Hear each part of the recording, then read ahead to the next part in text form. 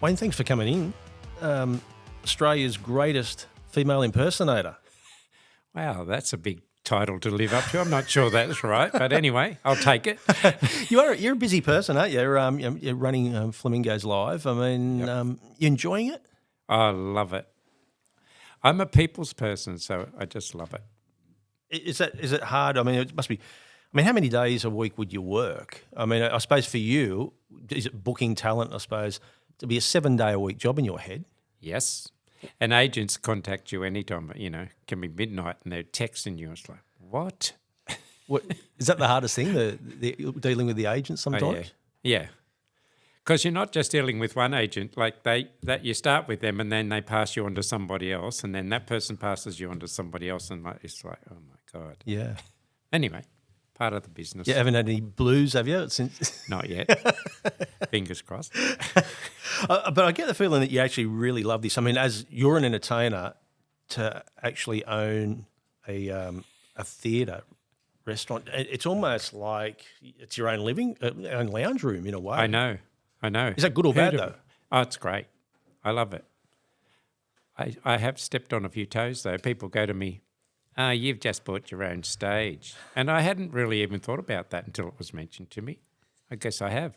When you did buy it though, was entertaining still, or was it just going to be focused on running it? Was that the main thing at first? I was still going to do some shows there, and I don't do a lot of shows because, not everyone's going to come and see me, so you have to have everything going on. But I was always going to do some shows there, but I never really thought about it's my stage, and I still don't think about it that way. It's Newcastle's stage. Yeah.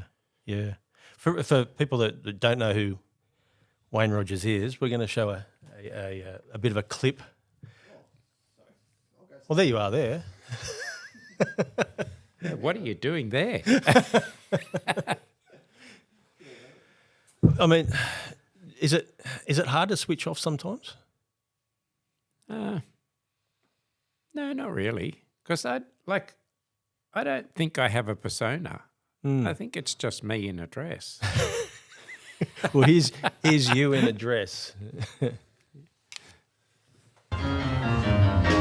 You won't admit you love me, and so how am I ever to know? You only know that jazz. I'm going to roosh my knees and roll my stockings down.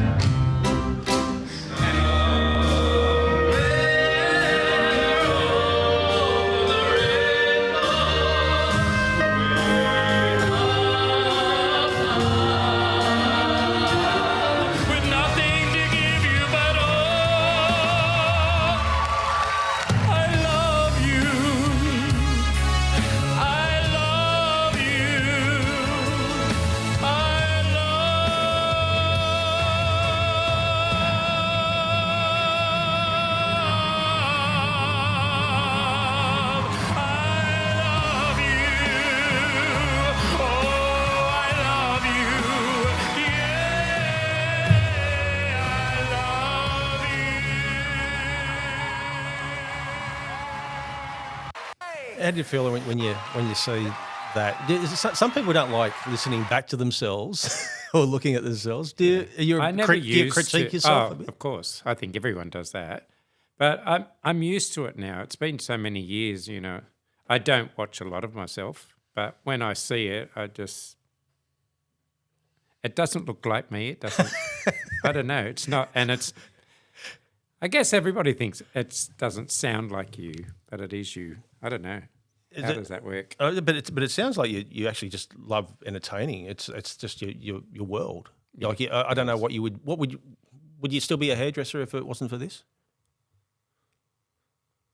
Oh, probably, but that's just. I always say hairdressing's my Backstop. Backstop. Where entertainment, it's very fickle, so. You have to have, I think every entertainer has to have something else. Yeah. And it's got worse. I've got friends in Sydney that were full-time entertainers and they've had to go and get other jobs because it's hard. Yeah. It's hard out there. Yeah. We'll get into more of your entertaining a little bit later, but was going to introduce you as, well, you're a female impersonator, but so obviously you're not a cross-dresser, you're not a drag queen, No. but you like being called a female impersonator. That's important to you? Yes, only because of when I first started doing this, they sort of put me in that box of drag queen, and that closed a lot of doors for me. So I had to be very careful. I don't have anything against drag queens, but it closed a lot of doors for me. Yeah, because I have listened to a few interviews. You don't do too many interviews. This is why this is a real get for us to have you on this, and we're so glad you wanted to come on. But there's been a few interviews where you actually have called yourself you do drag. So was it a case of, no, I've just got to stop saying I'm doing drag? Well, I suppose you are in a way, but you want to say that you are a female impersonator first and foremost. Yes. I mean, I suppose because you are a gay man doing a job. Yes. I am, yeah. Because that's where the sort of, not a murky part, but it's in a case of with drag shows, which I suppose can become a bit trashy. Is that another stigma? Yeah. First of all, they think you're mime, and then you're going to be vulgar on the microphone, which is not what my act's about at all. Yeah. Is there do you know of other female impersonators that are the same, whether you're a gay man doing that as a job, or it's almost like for a lot of them, it's a real lifestyle, isn't it? Yes, yeah. And I think it's becoming more and more. I've noticed even there's a lot more drag queens or female impersonators, whatever, that are singing in their own voices these days. Yeah. When I first started, it was very rare. What do other drag queens, or what do drag queens think about your act? Have you ever had a few come and... They always go, oh, you sing with your own voice. Whatever. Do you just say, well, lift your bloody game, will you? Start doing it yourself. Yeah. So that's the main, But is that a hard thing too? Because, again, there's not many people that do what you do. And for everything, whether you're a tradesman or, I suppose, a solicitor or an accountant, people, they mingle in the same type of circles and they can bounce questions off each other. With you, it sounds like you're on your Pat Malone with this. Has that been hard? I guess I'm just used to it. I don't know. It's a different world. I've had people come up to me and go, "Oh, you're very brave," and I go, "Why?" And they go, you put yourself out there because I do a lot of straight venues. I don't do gay venues, and so I never even thought about that. Yeah. That wasn't something that crossed my mind. This is just what I do. I do it. In the same, and I'm not putting you in the same category here because it's a different type of entertainer, but I think Dame Edna, with Barry Humphries, where obviously he's just a man doing a job. Yes. Is that the same type of thing, but different? Like he's obviously comedy. Yes. But yours is, Yeah, it's hard to get. I think at the beginning it was hard to get people to take me seriously. Yeah. They used to go, just do what you do, it'll be all right. But I go, but I'm not that sort of person. But also too, you still call yourself, the Wayne Rogers, the performer. Did you ever cross your mind to have a real Hollywood sort of a name like the drag queens do? Or? Yeah. It did cross my mind, but it was only because Danny Minogue said to me, you should have a female name. But after being on Australia's Got Talent, everybody knew me as Wayne Rogers, so it would have been really ridiculous for me to change it. I would have had to start all over again. Yeah. I think it was also too when she introduced, or I think it was after your act, she said Wayne, and everyone in the audience was like, wow, it was everyone expecting this flamboyant, name. Yeah. I still get that. I still get asked that. What's your female name? And I go, I don't have one of those. But when I do the club circuit, it really works for me because I start singing off stage and they introduce Wayne Rogers. So they're expecting a man to walk on and I walk on in a dress. I've got them on side straight away. It works. And also too, do you still do performances at sort of like aged care facilities and stuff like that? I love it. Codgers that love you. They do. They do. I always say if you want a good time, go out with a woman over 90. They've lost all their inhibitions. They're the ones that want to touch me where they shouldn't be touching me. You know, I was at one last week and this woman's dancing beside me and all of a sudden she said, "Do you want to come back to my room and get your gear off?" I said to her, "Trust me, you don't want to see that." You need more security in the nursing home than on the stage. I do. I think there was one too. I saw where you were sitting in the crowd on an old gentleman's knee, and you said something about you got your hand on my bum. You know I'm a bloke. Yeah. Yeah. But Yeah, I think they get caught up in the moment. But again, it's probably the perfect sort of spot to do that, isn't it? Because again, I've worked in nursing homes, as a tradesman, and you look around and it's not a lot to do in there, and they must be bored out of their brains sometimes. And someone like you would be just a ray of light. Yeah, they love it. All the people that run these places ring me up and go, "Oh, they just loved you." And you've brought people out of their rooms that don't come out of their rooms, and they've come out just to see you. So that's very special. Yeah. We touched on Barry Humphries before, but do you look at his act? Was he, and again, I know he made some pretty controversial comments about transforming transgenders. Your thoughts on him as a performer? Put that other crap to the side, right or wrong. Oh, he's a brilliant man. He's got such a marvellous mind. Quick. Yeah, no, I have great admiration for him. Do you feel his legacy was tarnished in a way just because of what he said in regards to LGBT? Maybe for a short period of time. I think people just got over that. Mm. And he's an older man, so it's very different for that generation. I suppose that's another thing too, the way comedy has transformed to this day and age, where it's a very hard act to get up on stage in regards to what you put out there, and you can get criticised very well a lot. But it seems like the bigger the comedian, the more chance you got of getting away with things. Yes. But for you, I mean, would it be a case of you've got to screen whoever's going to go up and perform on your stage at Flamingos Live? Or you're worried about that? Or is it I do just worry go out there and about it. I notice just in we've nearly had it 2 years now, I've noticed just in that short time, there's more and more language starting to creep into the acts. Yeah. I really don't think there's any need for it.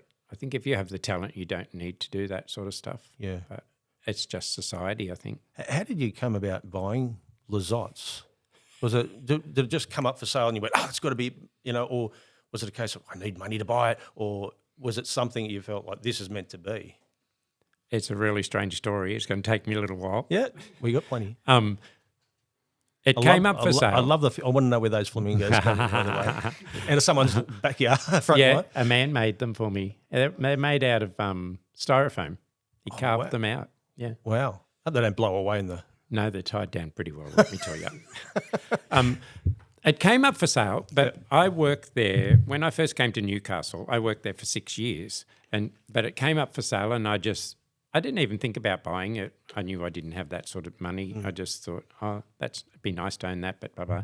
Anyhow, I was in Sydney with a friend and we were having a cup of coffee and she said, I went to see Amazing Valda the other day. And I said to her, oh my God, I'd love to go and see her. She said, when we go back, I'll give you her phone number. So the very next day, I put a posting up, just me standing on a staircase singing, and Valda commented, you need to buy Lizottes, it will be wow. And I couldn't believe it. I'm going, oh my God. So that gave me her contact details. So I rang her up, made an appointment, and I said to my friend, I'm going to see Valda on Thursday. She said, you won't be. She's way too busy. She can't fit you in that quick. I said, I'm telling you, I'm going. And so when I went, the whole reading was about me buying. She didn't know where it was. She just said to me, I'm looking at an old theatre. I'm standing in a park. Do you know where this is? And I just kept going, oh, no, not really. She said, you're going to own it. And I kept saying to her, oh, no, I don't have that sort of money. And she says, will you stop saying that? I'm telling you, you are going to own it. So I thought when I left, I had the worst headache. My heart was going to 10 to the dozen. And so I thought, all I can do is put the wheels in motion. And if it's meant to happen, it will happen. And 12 months later, it happened. Before we keep talking about that, so if it didn't happen, with now that the seed was put in your head by Valda, would it be something you would have liked to have opened maybe somewhere else or somewhere down the track? Is it something you've always wanted to do? I've always wanted to do it, but I don't know that I would have ventured that way. I would have just thought it's not meant to be. Yeah. Because I never thought about doing that before. And that's a tough gig taking over Lizotte. I mean, some big names that have come in there, and I think they also had one on the Central Coast as well. Yes. Was that a bit of pressure in regards to taking over Of course. an animal like that? Yeah, of course. And it's still that pressure. You know, people say, oh, we're so pleased you took it over. You got to keep it going. And the entertainment industry is a really hard industry. Yeah. And it's getting people to come out of their homes. You know, these days we have so much stuff that we can just stay at home and not have to come out. Yeah. So, yeah, it's still tough. I mean, some of the names, I mean, look at that have been on that stage. Yeah. It's if the walls could talk, you know, Yeah. Jimmy Barnes, you know, John Stevens, obviously Keith Urban, Ian Moss. Did you, I mean, I would have been thinking, geez, this is a hard act to follow here. Yeah. Just in regards to, and also too the name change as well. Was that a big? It must have been a big decision for you because it was such an institution as that name. Yes. It wasn't such a big decision. Yeah. Because Lizotte is Brian's surname, so he wanted that back. Yeah. So we had it for 12 months. We could use it. But it's been a big controversial subject. People still say to me, oh, why did you change the name for? And I go, it's just a name. Yeah. They go, it's always been Lizotte. Well, no, actually it hasn't. It used to be King's Theatre, which Yeah, we'll get so- into as well a little bit later. But Yeah. I'll tell you a story. When I was working at NBN, it was a Sunday afternoon, and I got a phone call, and they said, you need to get down to Lizotte's out the back in the, it was like a little garden out the back, a little, courtyard. The choir boys are down there doing a jam session. And I went, wow, I love the choir boys. I'm going to go down. Anyway, I walked through the doors, I get out the back, and I've looked up and I went, it's David Hasselhoff. Oh, yeah. Yep. It's like, it was the Hoff. Just like, it was like the last person on earth you would expect to be sitting there. And I just blew my mind. And I didn't even get a chance to do a selfie. I was like, I love it doing a selfie when you meet someone that's pretty famous. You love getting one, but that's the one that got away. I don't know why. I think I was actually a bit nervous to do it because it's almost I feel a bit wanky. You turn up with a microphone to interview them, and here you are like, can you on a photo? And I was like, oh no. but also just in regards to taking something over like that, we had Luke DeVico on the show a few weeks ago. He just sold Goldberg's Cafe in Derby Street. Oh, yes. And he actually said on the podcast that there's a lot of pressure while he had it because it's such a synonymous name in Newcastle. He just didn't want it to fall over on his watch. Is that another thing in the back of your head?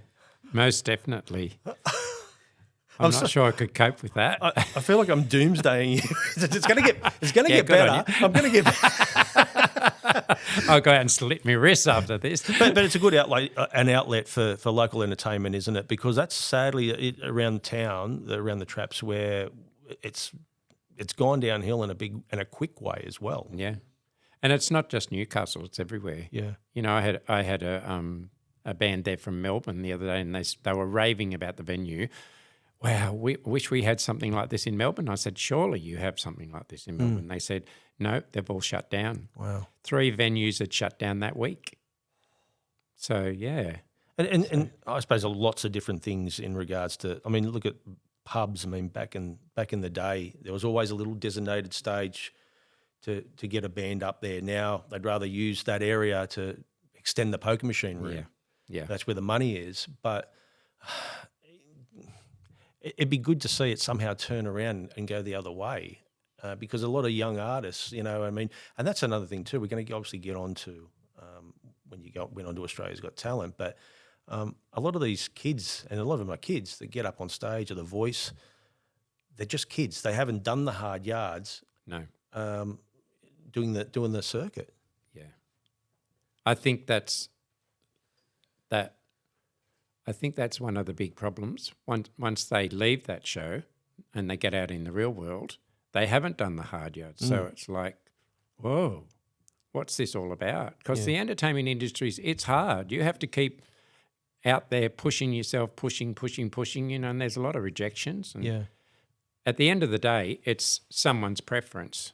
It's not because they don't like you. It's just you're not what they're looking for. So, and, I don't do as much entertainment these days because I'm too busy, but you'd go to a venue and they go, oh, you were fantastic, we'll get you back. But that's where it stops. You have to chase them again. Yeah. So, it is hard work. I mean, you look at that main street of Hunter Street, they had the Palais, we had the Cambridge, so many good acts that you would, if they were still doing live stuff, a lot of the big acts actually like coming back to those little intimate places, don't they? Yes.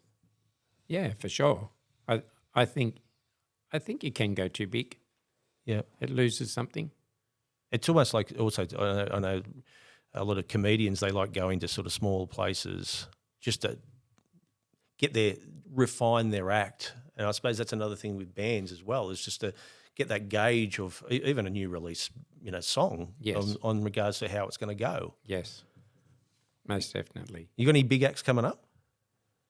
Well, the Mercy Beatles is tomorrow night. That's been sold out for months. And then after that, we've got God, you're putting me on the spot. I've got so many acts in my head. Don't worry, we've still got a long time to go here. But but again, that's another thing too, is that you've got to be on the phone all the time in regards to where these acts are in certain parts of the country to fit them in, and obviously most of them would like a Friday or Saturday night. Yes, is that the plum gig? Yeah, and then that tour will change, and so they ring you back up, and you've got to try and change it all. Yeah, it's hard to work.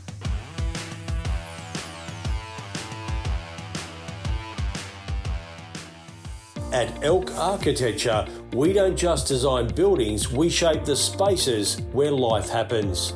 From concept to construction, our award-winning architects bring our vision to life with precision, passion, and purpose. Whether it's your dream home or your next big commercial project, trust Elk Architecture to build what matters most. Elk Architecture, designed for life, built for the future.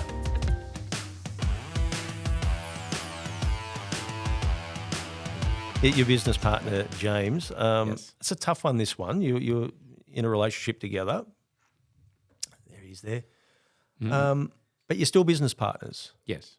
Has it been hard? Yeah, sometimes. Yeah, but we're getting there. Every day's a learning thing. But he's the numbers man. He has an accountancy background, so he's the fellow that says to me, "No, you can't have that." I go, "Why?" "No, you can't have that." Bugger. What did he say about the flamingos on top of the roof? I didn't tell him. I just did that and put them up there, and he came to work and goes, "Where did they come from?" Mate, when he sees this podcast, he's going to get up there and rip them off. He's going to kick them off himself. Is he also one of the ones that sort of said, "Wayne, you don't have to perform yourself. We've got enough acts." Yep. Step back. What's his? Has he got any type of musical foray or No. He'd like to be a singer, but he's not willing to put in the hours. So no, he's definitely not the artistic person. In regards to you performing, there's a fair bit of work and effort going into it. I know when Kiss came out here a couple of years ago, and Gene Simmons was saying it takes them nearly like 4 hours in the makeup department. Yeah. How long does it take you? I'm really lucky at the moment because I'm doing so many shows. I've got if I have to, I can get it on in 40 minutes. I try not to make myself do quick things these days, but yeah. My goodness. So is it a case of you put something on and go, oh, I think I already wore that a couple of weeks ago. That's a nightmare. I should really document everything because I do. I'm driving to the thing and I'm going, oh, please, surely I didn't wear this outfit last time I was here. There's a fair bit of how many dresses would you have? Oh, God, I wouldn't have a clue. And There's plenty of them. Where do you source them from? Where do you like? I used to make all my own. Yeah. But these days I can buy them cheaper than I can even buy the fabric. Mm. So I buy them and then I just tizzy them up. So they're me. You're still always on the lookout for another dress? Oh, yeah, of course. I can't supply you with one. Oh, but damn you know what? When you agreed to come on, I had this idea of you coming on, obviously looking where you are, and then halfway through after a commercial break, all of a sudden you're in the suit. But then I thought, no, I'm not going to put you through that. It would take forever. You'd have to do it back the front. Yes. Otherwise you'd be sitting here for hours waiting. Going, how much longer? But when you that's another question, is that when you get in costume, does straight away are you in the zone? Are you the performer, or because you're running the whole place as well, you can't do that until you actually hit the boards? No, I don't think I'm the performer until I actually walk on the stage. Yeah. I was going to say once you put your Superman suit on, hang on, your Wonder Woman suit on, you're a totally different person. I mean, there's another thing too, is that like we're just getting back to those dresses, like with the amount of drag shows and stuff like that, you can have a pretty good sale, like a real. Someone tells me that all the time. How long are you going to keep doing it? I always say I'll do it until I can't stand in my shoes anymore. Then someone said to me, I'll just get jiffies and put sequins on, you'll be all right. So now I'll keep doing it until I can't remember the lyrics. You were born in Tamworth, the home of country music in Australia. Did you ever perform at the music festival? No. Never had any? My friend talked me into doing a talent quest. And so I kept saying to her, but I'm not a country music singer. That's not what I do. Doesn't matter. Just sing a song. You'll be all right. So I got up, and on my report from the judges, it said, when you're entering a country music talent quest, sing a country music song. I'd sing a Kenny Rogers song. I think it was more the deliverance of the song rather than the song. You would have been a great Dolly Parton. You reckon? In the main street of Peel Street. You know what? I've just planted a seed in your head then. I reckon that would be, I'd love to see that. Just in regards to, I suppose, growing up in that little area, well, not a little area, it's a big area. Was it hard back then? Because you were a performer, but when was the decision to become a female impersonator? Was it in? No, that wasn't when I was in Tamworth. That was after I moved to Newcastle. But I started my entertainment or arts part of my life as a dancer. So I started dancing at the age of 7, but I never told anyone at school, in my school days. You sent me a picture. Was it Little Abner? Oh yeah, that's a musical. So was that was that up there? Was that in Tamworth? I used to do a lot of musical theatre in Tamworth. So yeah, look how young I am. Oh my God. Look at the mullet. What's happened? I know. That's if you kept that. I would have saved you putting the wigs on. Real trend. But it must be, even then, you're not even thinking one day I'm going to be a female impersonator? Oh God, no. And if you like, I say to people now, if you told me that's what I'd be doing, it's been about 23 years now since I started it. Yeah, I would have laughed at you and go, yeah, no, that's not me at all. There's another one. I think you're a court jester. Where's yeah. Where's this one? Oh my God, that's in Tamworth. So were these just plays? Were they or that's that was an opera in the park. They have the park in the middle of Tamworth. So they did that. Oh my God, that was really funny because I was so naive when I first started singing because I'd been in the dance world. Yeah, and then I decided I wanted to do singing, as people do. So I went and had lessons. And so when they offered me that part, I just went, oh, right, not knowing that it was the lead in the show. I knew nothing about it. And I'm going, oh, okay then. But when you were growing up in that area and you obviously performed, when was the first time, what was your first performance, do you remember? Singing, do you mean? Well, I suppose anything, whether it be a play or what. I think in Stedford was my first thing. I said to my singing teacher, I'm going to go in the Stedford. She goes, okay then. And I remember walking on the stage, standing near the piano, and my legs gave out. They were like this. And I'm thinking, what the hell have you done? How ridiculous. But anyway. How old were you? I was an adult when I started singing. Yeah. I would have been in my 20s. Wow. That's a little bit late, isn't it, I suppose, when you think of it? Well, yeah. And the only reason I did that, I became friends with a girl that was a ballet teacher, and she was choreographing West Side Story. Yeah. And so when I went there in the chorus, I thought, I want to do more than just stand in the chorus. So I thought I might go and see if I can have some singing lessons. And I remember when I went to audition, I knew nothing about singing. And the teacher said to me, it was a guy then, what do you want to do? And I said, I just want to sing in musicals. And he said, I think your voice will be all right for that sort of thing. And then after I'd been with him for 6 months, he said to me, I have to apologise to you. I didn't give your voice any credit, but I'd never sang before. But he did say to me, having the dance background, if I sent you home to do something, you had the discipline to do it, where a lot of people don't have that discipline, so it takes longer to master your voice. Was that something, I mean, once you got the bug of performing, I mean, I know you become a hairdresser. What were you doing other than that up until your 20s? Just living. Well, that's a good thing. Yeah. Well, you know, I used to do a lot of competitions with the dancing side of stuff, so I was still doing all that stuff. And I had a dance school, so I was teaching. So I guess that took up all my spare time. I mean, I just have the thought of you deciding to become a female impersonator in Tamworth and rocking into some of those pubs. It'd be like the scene from Priscilla, Queen of the Desert, wouldn't it? Yeah, it would.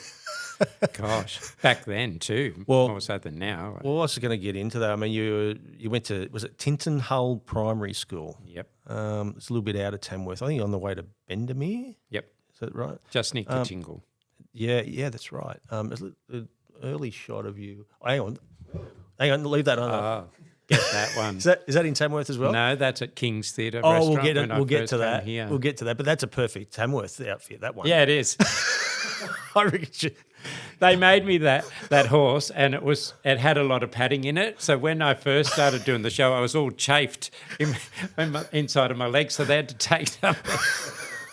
His name was Butter. And you know the worst thing about that? You had to be the back half. I know. No one likes to be the back half. Thanks for noticing that. But growing up in that in a country town, there you are. God, where did you get that? Oh, mate, I do my research. Who's the other two characters? They're my brothers. This one's my twin on this side. That's me, the little fatty. That's my twin brother, and that's my older brother. Wow. Where are they? What do they do now? Greg lives in Morpeth, this one, and Paul lives in Tamworth. Wow. The Tamworth, is he not taking the boy out of Tamworth? Well, he's actually moving here soon. Oh. Yeah. That's another thing about Tamworth. I know so many people that grew up in Tamworth, and as soon as they come, and it's also Dubbo's another one where once you come to Newcastle, they never go back. No. It's either you're there for life or once you leave, you're gone. Yeah. It's really strange. When I'd made the decision to move, it was such a big deal. But after I did the move, it's like, why were you so stressed about that? You're just moving from one place to another. Your life, you just settle into life. And now I feel like I've always been in Newcastle. Yeah. I think we might call you a Novocastrian by now. Reckon? Eh? Yay. I think it was another one. What's it? What's this? God. What is this? Is that your first girlfriend? No. That was my first dance partner. Oh, my God. Where did you get all these? You got some lugs on you. Yeah. I think I grew into them. Mate, you know the cummerbund. Yeah. That's going to come back in one day. And the ruffle.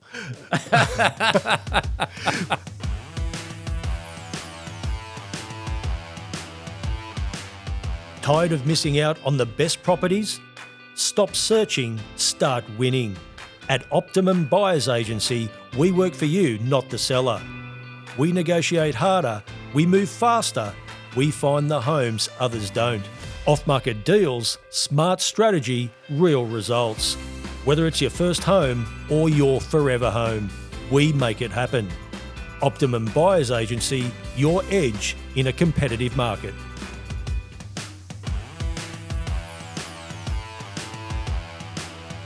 Growing up wouldn't have been easy for you.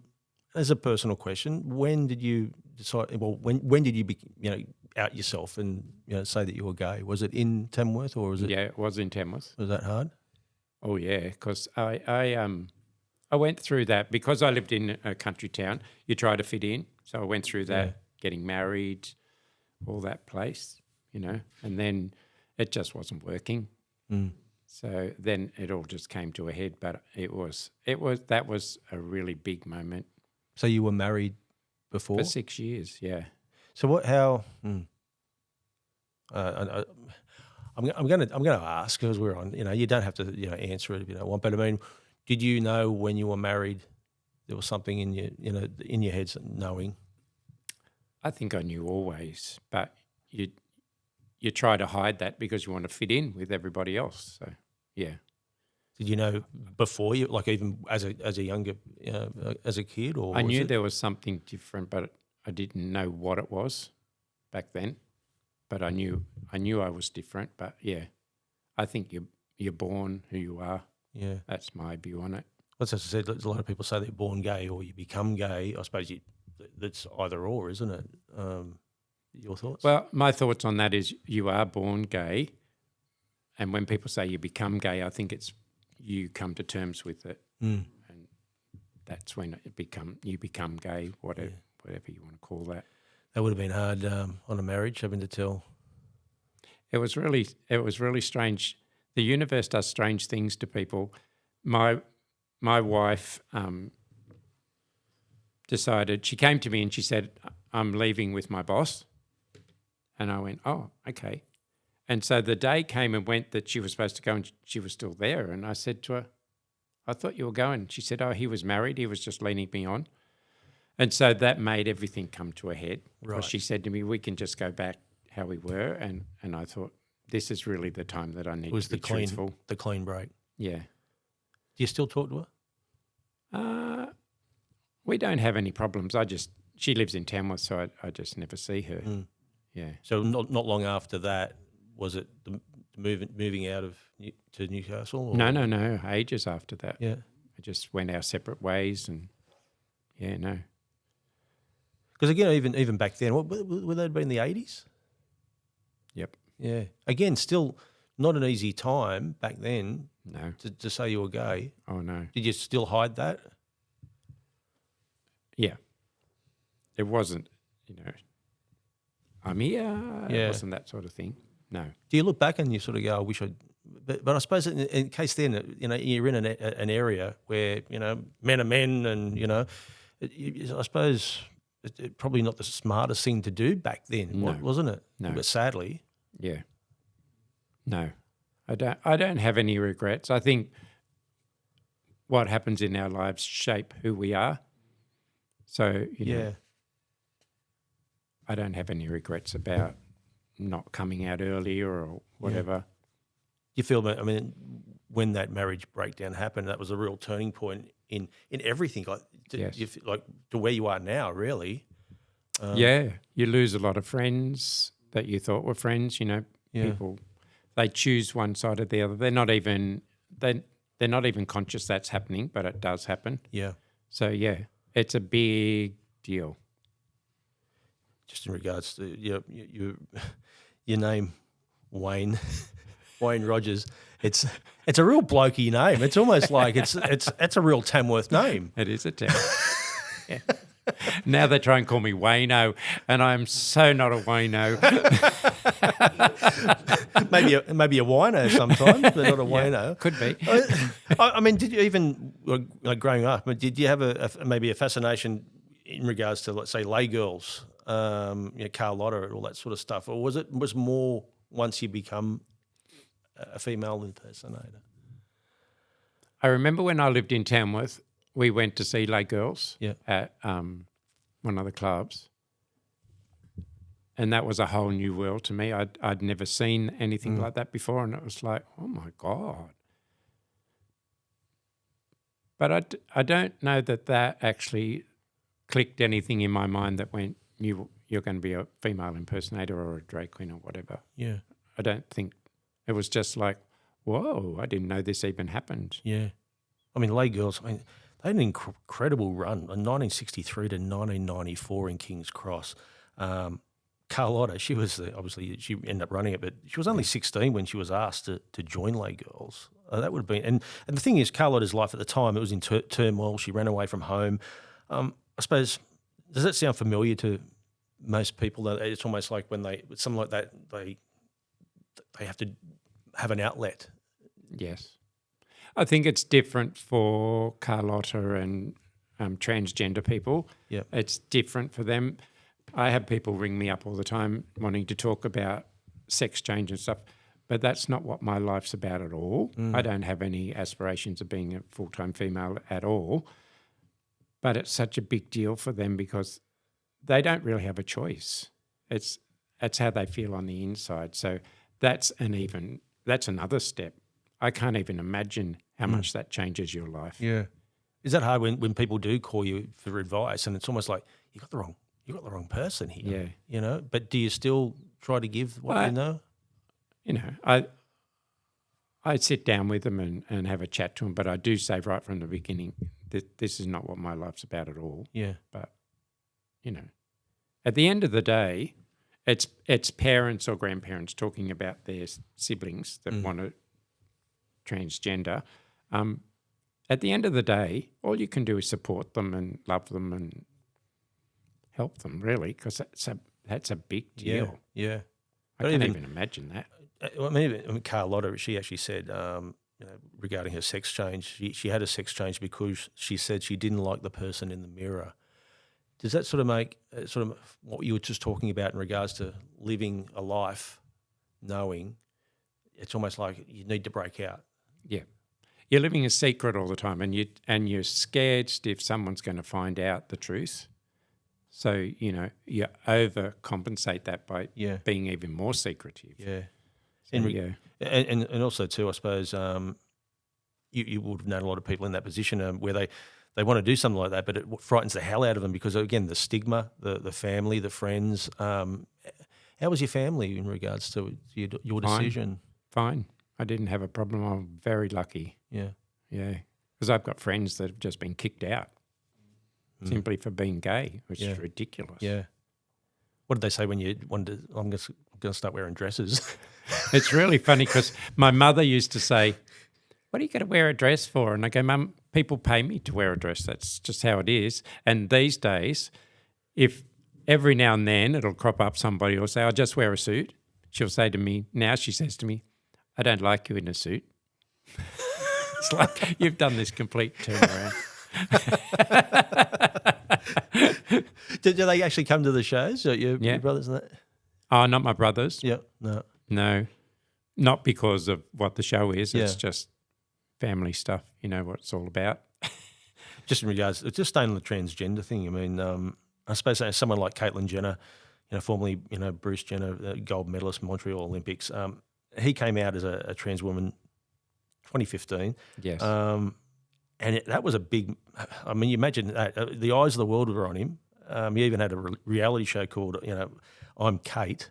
But now it's funny because he's a transgender rights activist, but he's been attacked by the LGBTQ community for some of his comments on the on females, on the sporting issues, transgenders playing sport. Yeah. Your thought on that? I can say why you just want me to get into trouble, don't you? No. I'm going to make headlines. No.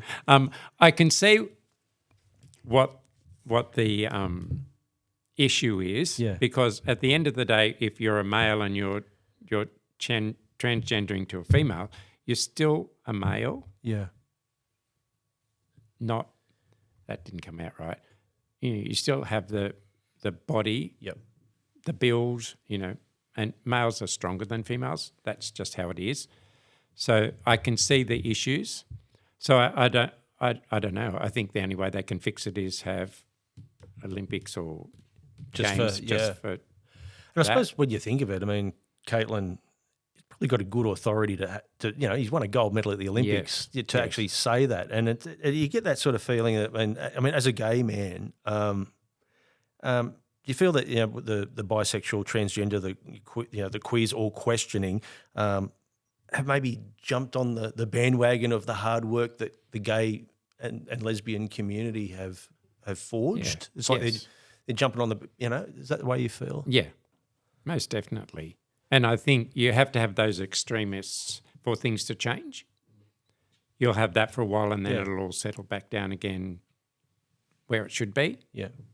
Because at the end of the day, we're all just people, really.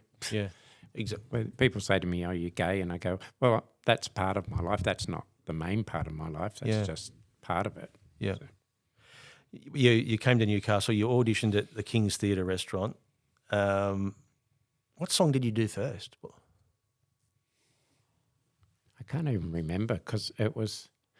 Did you have to audition, or did you just go? I auditioned, but I think I just sang something that I'd been singing for a long time, and I was really lucky because they had a show in production, and they'd sacked a guy because he wasn't turning up to rehearsals. So I got in. So I was really lucky. I can't even remember what I sang, but it would have been something from a musical. Somewhere over the... Could have been. More than likely. Could have been. But you were there for 6 years. At what point did you start putting a frock on? Was it there? Or no? Oh, it's really funny. The first show I was in, there was another gay guy in the cast, and we did Two Little Girls in Blue.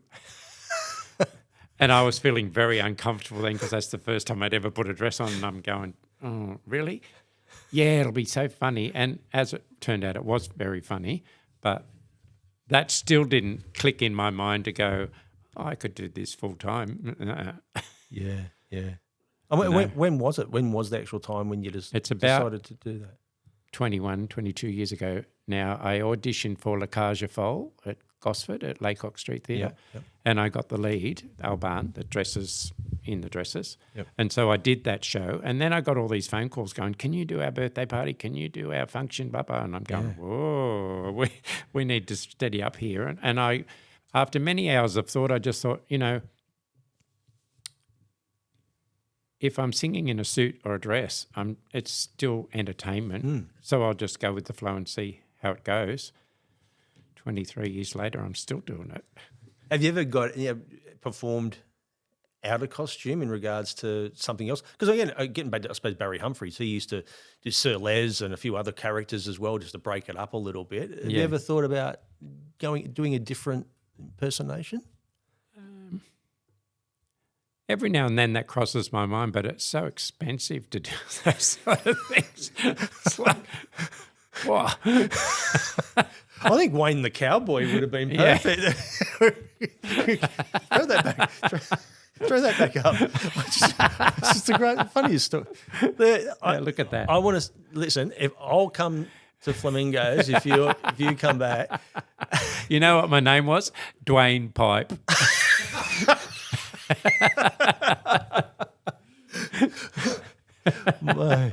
And that was butter. And you'd have to grow the mo back too. Yeah, I would. Yeah, that wouldn't work either, would it?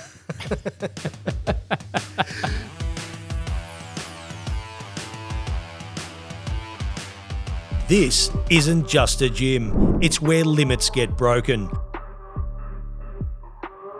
A place where community comes together, sweat turns into strength, and every drop is progress. No excuses, no egos, just results. Join Fitstop Newcastle today, a start to a better you.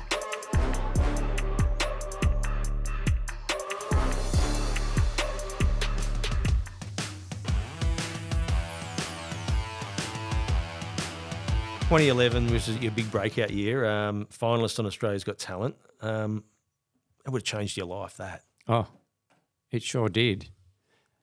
I didn't realise how much that was going to change my life. I went on there purely to lift my profile. Mm-hmm. And I remember I was with Malcolm then, and he was the one that pushed for that to happen. Yeah. And I remember on the day of the auditions, I'm going, yeah, no, I'm not doing it. He's going, get up and get your makeup on. You are. And so I went, and it was like this whirlwind. It was like, oh, my God, I got whisked off into this room and all these questions and blah, blah, blah, blah. And then I remember the day, because my audition aired the very last episode and the very last performer.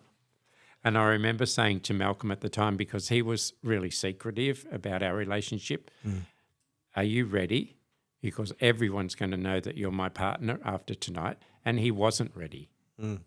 And it was madness. I always say they really should have somebody that can counsel you through that thing, because it's just like you're thrown into the limelight. I couldn't go anywhere. I'd be mobbed, people wanting photos, autographs, even just to go to the supermarket. It was like, but you just said at the start of this conversation that you wanted to lift your profile. That's what it did. But you didn't expect to that extent. I couldn't even, I remember going on holidays to Hawaii, and I was pulled up in that mobbed, people wanting autographs and photos, and it's like, oh my God, couldn't go to the airport, anything. Wow. It was madness. It was just madness. And that, I have great admiration for celebrities, because that's like minimal to what they have. Yeah. You can understand why they have so many security guards and that around them, because, it's madness. You said Malcolm, he was the one that pushed you. I think we've got a bigger Malcolm.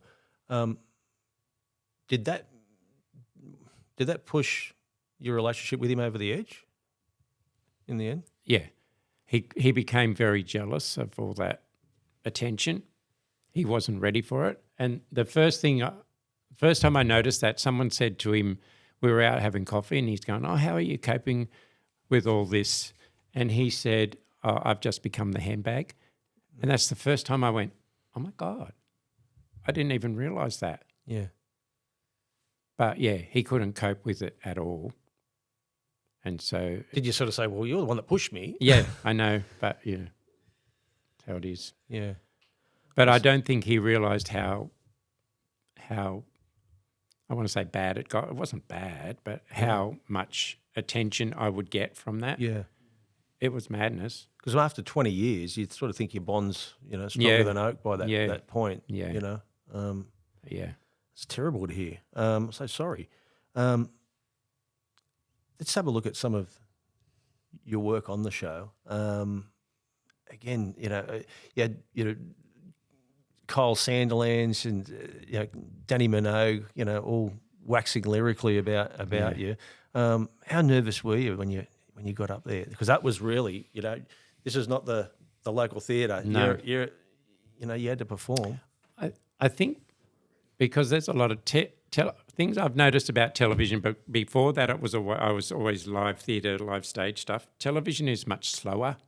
Yes. So there's a lot of hours of sitting around. Yep. So I think by the time you actually get on, it's like, oh, God, just get on and with it and let's get this over and done with. So you're sort of over that nervous part, I think. Yeah. I think we've got a clip. Here we go. Oh, God.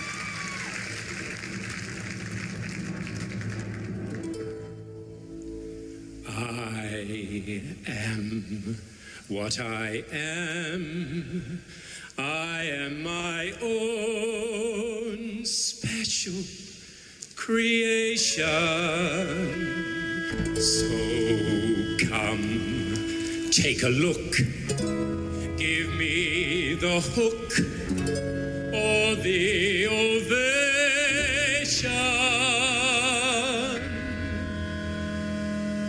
It's my world that I want to have a little pride in. My world, and it's not a place I have to hide in.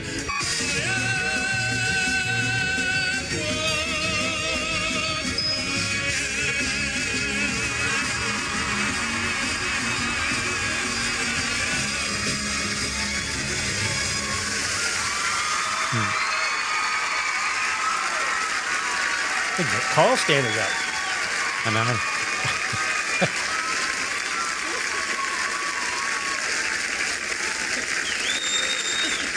Wayne, you are an incredible singer, an incredible performer, the most likeable person, and many, many years from now, way down the line, when you die, your tombstone's going to read Wayne Rogers, Showstopper.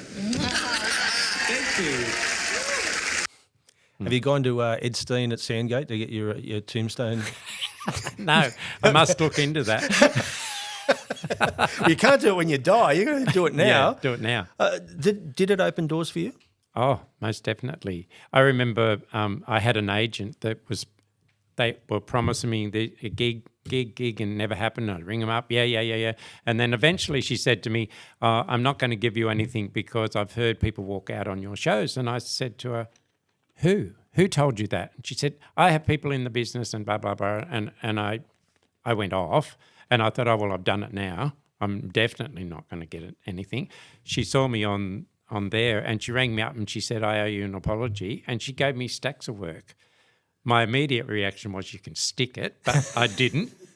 And so, yeah, it did. It opened up a lot of doors because people understood what I did. Doesn't matter how much you tell somebody, they have to actually see it. Yeah.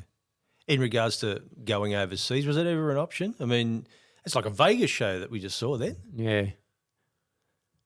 How do you do that? Yeah. get a better agent. but I mean, I suppose it was still that stigma that in regards to drag acts. I mean, that was a sort of like a real break open moment where it's on prime time. Yes. Stick it up your bum. Yeah. I shouldn't say it that way. Yeah. It's true. It is. And I remember they said to me, what do you want? And I thought, I'm going to go really big. They'll probably say no. But they gave me everything I wanted. I want all the feathers and I want 6 girls and I want 6 boys. And I think they spent the whole budget on that song. Went downhill from then. But I suppose, you I think Kyle said, you've been knocking on doors and getting rejection after rejection. You finally got there. Oh, there was one time, you were trying to get on cruise ships. That was another one where, to me, you look at that act and you go, wow, that's perfect for a cruise ship. But I suppose the stigma of the old fogies on a cruise ship, the stick in the muds. Which is really, they say that, but that doesn't make any sense. Mm. I remember being booked for a big club in Sydney and then I was cancelled and then I was back on. So I rang the agent up and I go, what the hell's going on? He said, well, they asked me to give them a good act, so I gave them you. Then they found out what you did and they cancelled it. So I rang him up and said, he was the compare as well. If you don't put him back on the bill, I'm not coming to compare. So that's why you're back on the bill. And so I turned up and I did the show and I got 2 standing ovations and an encore. And he's out the back going, yes, I love it when plans come to. And she said to me, the girl that was the entertainments person, she said to me, I really didn't think that my audience would love it. And when I looked around, they were like 60 upwards. Yeah. I said to her, I didn't invent this. These people have seen all this before in their lives. Yeah. It's nothing new. I don't understand why you're saying, I'm not sure if they're going to like it or not. Because again, like you said earlier, you're going to old age care homes where they're loving you. Yeah. And most of them are on a ship.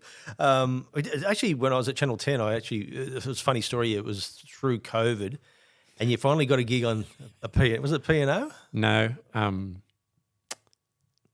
It was one of the little shipping companies. Vasco da Gama was the ship that I was on. That's right. Yeah. So you get out in the high seas and you can't come back in. I think we've got the Passengers and crew on board a cruise ship docked in Western Australia since Friday have been told they'll Don't you love the way Channel 10 thought that COVID looked like an orange prickly ball? Everyone entertained while the drama unfolded wasn't easy until a drag queen from Newcastle took centre stage. A cruise ship left in limbo, embroiled in a COVID-19 I'm so sorry, I wrote that intro. nightmare. I For said that's passengers my fault, on the board the drag Vasco queen da bit. Gama, a Fremantle port has been their view since Friday after spending days floating off the coast. It changes every day, so every day we're going, what's going to happen today? The bleak situation meant keeping spirits high on high seas was top priority, so life didn't become a drag. I said drag again, so sorry. It's all good. No other entertainer can get on, so it's me entertaining the troops. I've been telling everybody we're refugees. The show had to go on for drag queen Wayne Rogers, and it went on and on and on. Here I am, 20 days later, I think it is, still on the ship. 4 shows turning into 14, sparking new meaning into the term captive audience. It's not the first time the entertainer has been the centre of attention. In 2011, he made it all the way to the finals of Australia's Got Talent. When you die, your tombstone's going to read Wayne Rogers, showstopper. Despite that endorsement, getting a cruisy gig was a long time in the making. And I kept getting the rejection because my act isn't mainstream, I guess. Here I am 30 years waiting, but finally got to sing on a cruise ship. The 600 passengers and crew have been told they can disembark tomorrow. Stay strong, because I know we will get through this. So see you all very soon. Michael Caine for 10 News First.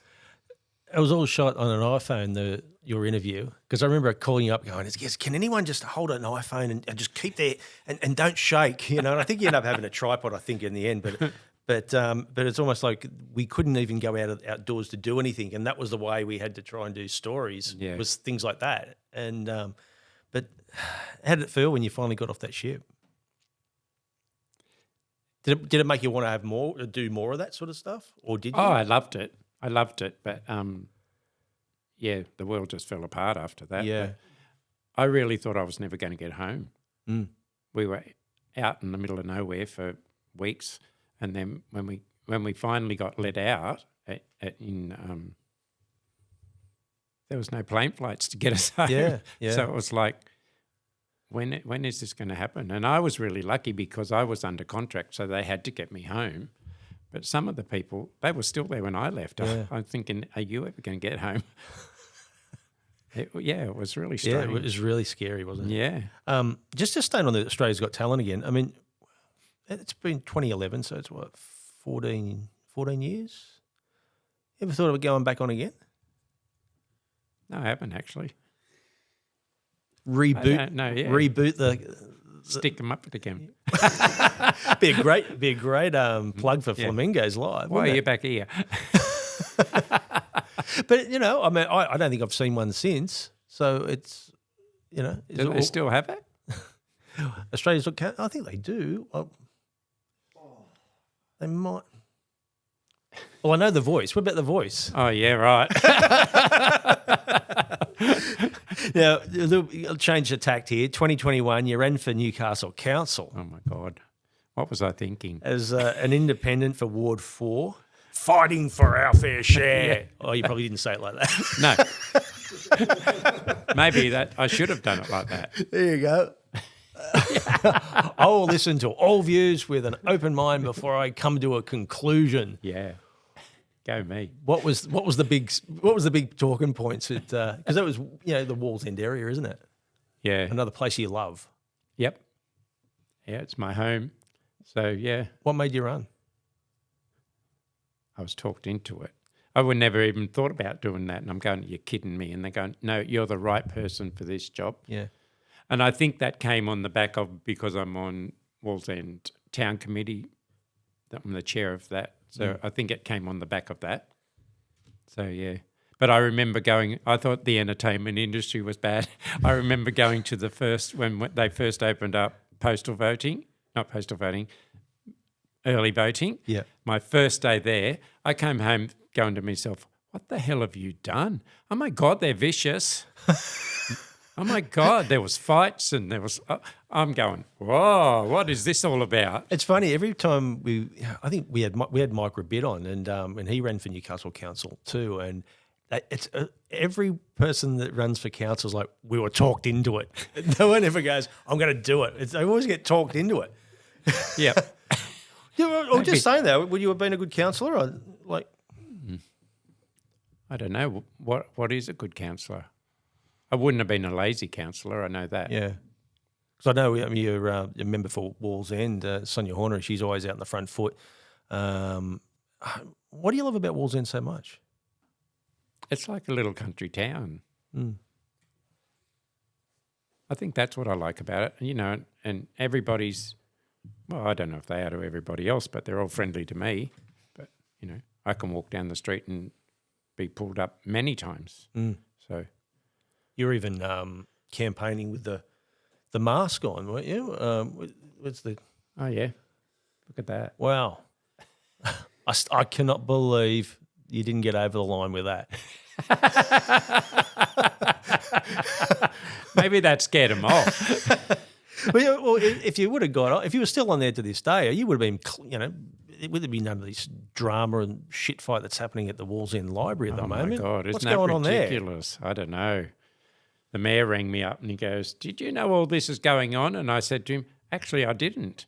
Yeah. But, yeah, how does that happen? Well, it's funny. I was talking. We had John Ewer, the former detective, on a few weeks ago, and I was talking to him. I think I don't know whether it was on the podcast or off it, but I sort of said, when you think that you need to find a reason as to why they're doing it there, because as you know, Walls End's got a big main street. Why aren't they doing it up near the fire station pub or down the other end? Why there? Was it a bad incident before? I know they've had security there for a while. Maybe they got kicked out. Is it the bus stop out the front? But at least try and work out why rather than let's try and make a solution first. Yes, true. They do need to find out why that has. And I do think the bus, having a bus stop straight out the front doesn't help because you've got them all, they like mingle around there. So that doesn't help at all. Yeah. But I was at a meeting recently and one of the things came up was, can we engage these kids in activities to try and, which is a great idea, but is that going to work, really? I don't know. You're sounding like a good counsellor. Do you reckon? I think I reckon you need another tilt at this. But I mean, isn't it, the party politics is so rife in councils, I mean, an independent is just I personally, I think they should all be independents. Yeah. And I think for a council to work, you need some of all walks of life. You know, sometimes we end up with all the same sort of people, but that doesn't help. We need to have different views on things. Mayor Rogers would add a good ring to it. You reckon? Imagine the gold chains for you. You'd be diamond, not gold. You wouldn't be wearing them in the chamber. You'd be walking. Going for what you got that on out here for? What you don't need to wear the chains when you're having a snitty at the fire station or the lemon grove. Why? I was just going to say too, you were into doing high teas for a while too. What was that like? Yeah, I loved it. It was because I live in a Federation home. It was beautiful to welcome people into my home so they could see. They used to say to me, I used to laugh at them. They'd go, "You don't live here, do you? This is just your show home." Oh yeah, I wish. I do miss it. I still miss that. Yeah. We've started doing high teas at Flamingos. Yeah. It's different. It's just different. Yeah. I tried to keep doing it, but didn't have enough hours in the day. You got a bit of Dolly Parton about you there. Going back, I reckon that's the look when you go back to Tamworth for the country music festival. You just want me to get run out of town, don't you? You go back and fix them up, like a...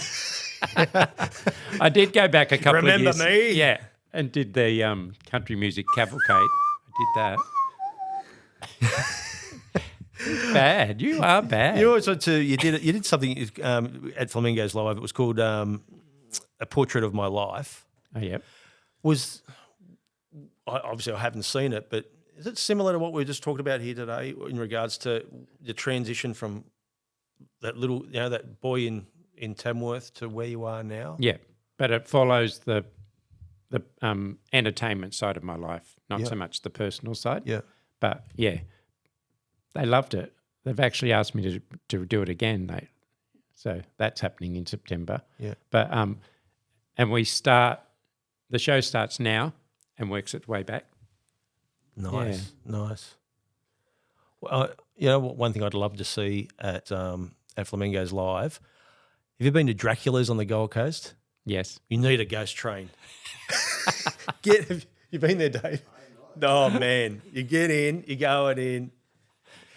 You're getting frightened on the way, and you're actually getting filmed in the dark. And then you sit down, and then all of a sudden the screen comes up, and you're watching everyone like going around that same corner getting filmed, going.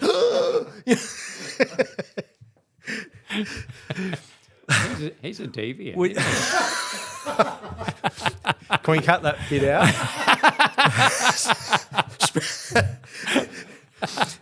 What would you change out of your life? Is there anything you're looking back now? I don't think so. Was there a fork in the road? I don't think there was a fork in the road. You just bloody went down it, didn't you? Yeah, I did. I'm a go with the flow sort of person. So yeah.